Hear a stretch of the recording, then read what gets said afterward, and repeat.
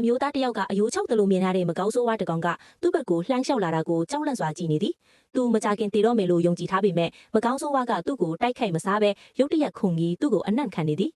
လက်တာအတွက်အိုးစရာကောင်းတာကမကောင်းဆိုးဝါးကတဖြည်းဖြည်းနောက်ဆုတ်သွားပြီးလှပသောမိမတစ်ယောက်ထဲပြောင်းလဲသွားခြင်းဖြစ်သည်မိမကမြေပြင်ပေါ်မှာထိုင်ချပြီးလက်တာကကြောက်လန့်လို့မလွတ်နိုင်ပဲရက်နေသည်သူမကမဲလှတယ်မင်းကိုမထိခိုက်ပါဘူးသွားတော့လို့ပြောသည်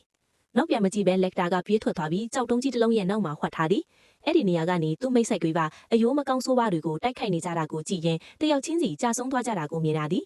အဲ့ဒီညမှာလက်တာကစခန်းကိုပြန်ရောက်လာပြီးဖြစ်ခဲ့သမျှကိုသူ့အမိန်ပေးအရာရှိကိုပြောပြသည်ဒါပေမဲ့အမိန်ပေးအရာရှိကတိုက်ပွဲကိုရက်ကန့်ဖို့စိတ်မရှိဘဲမကောင်းဆိုးဝါးတွေရဲ့အိုက်အုံကိုအမြောက်ကြီးနဲ့ဖြစ်စည်းမှုအမိန်ပေးသည်ချိုင်ဝမ်တလျှောက်မကောင်းဆိုးဝါးတွေရဲ့အော်ဟစ်တန်တွေကြားရပြီးလက်တာရဲ့စိတ်ထဲမှာမသက်မသာတဲ့ခံစားချက်နက်နက်ရှိုင်းရှိုင်းကြံနေသည်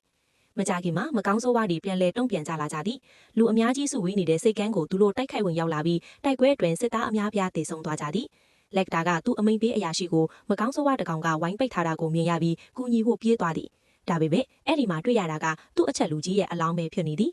လက်တာကချက်ချင်းပဲအခြေအနေကိုဌာနချုပ်ကိုသတင်းပို့သည်သူ့အထက်လူကြီးကမကောင်းဆိုးဝါးဖြစ်နေတယ်ဆိုတာကိုမသိသေးခင်မှာပဲအဲ့ဒီအရာလျက်လက်ချောင်းတွေရုတ်တရက်ဆွဲရှည်ထွက်လာပြီးအမှန်တကယ်ပုံစံကိုဖော်ထုတ်လိုက်သည်အဲ့ဒါကလက်တာကိုမြေပြင်ပေါ်မှာဖိချထားပြီးအစည်းအဝေးကနေဖောက်ဖျက်ပြေးထွက်သွားသည်လက်တာကတားဆီးဖို့ကြိုးစားပေမဲ့သူ့တနက်ကပြစ်မထွက်တော့ဘူးမကောင်းဆိုးဝါးကတိုက်ခိုက်လာတာကိုမြင်ရချိန်မှာတော့သူ့တနက်ကိုကာကွယ်ဖို့သာအသုံးပြုနိုင်သည်မကောင်းဆိုးဝါးကသူ့ကိုစားတော့မယ့်အချိန်မှာပဲမျိုးစုံမသိတဲ့အတန်ပေါ်လာသည်အဲ့ဒီအတန်ကလမ်းညွှန်ပေးတယ်လို့မကောင်းဆိုးဝါးကမှန်ကန်ကိုဖောက်ပြီးမြို့လေဘက်ကိုပြန်တန်းသွားသည်